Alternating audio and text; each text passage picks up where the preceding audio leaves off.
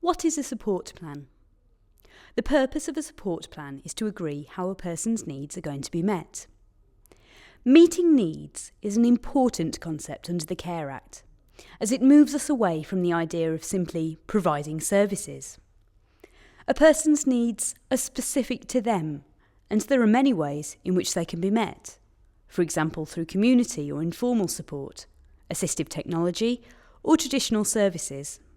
This shift enables a more creative approach to support planning, one that focuses on the individual and the direction they want their life to take, rather than the provision of existing services.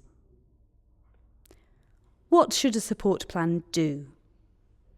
Identify short and longer-term outcomes that the person wants to achieve. Explain how these outcomes will be met. Build on the strengths and resources of the person and the community around them. Maximise the person's independence.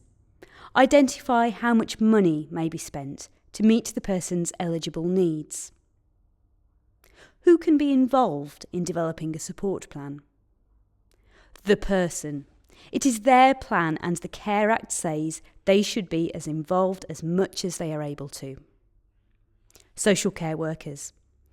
People the person wants to involve, such as family and friends.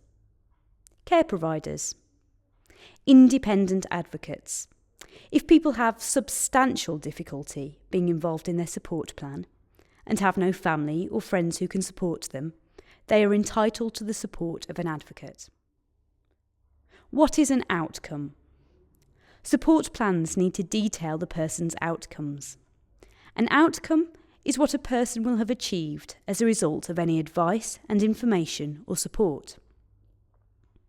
Developing outcomes. Some common mistakes. Sometimes people confuse aspirations and outcomes and avoid writing down what is important to people because they are worried that people won't achieve it. Aspirations describe what someone wants their life to be in the long term.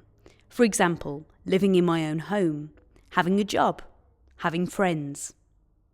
Outcomes describe the specific things that the person will achieve in the short or long term that are taking them towards their aspirations. For example, making their own breakfast. Sometimes people mix up an outcome with a solution. For example, to go to a day centre twice a week to meet my friends Jane and Mary. The outcome is to meet my friends, Mary and Jane, twice a week, and could be met in a variety of different ways.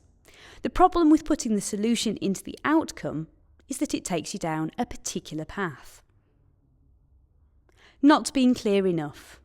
If an outcome is not specific enough, it is impossible to measure whether it has been achieved and has made a difference to the person.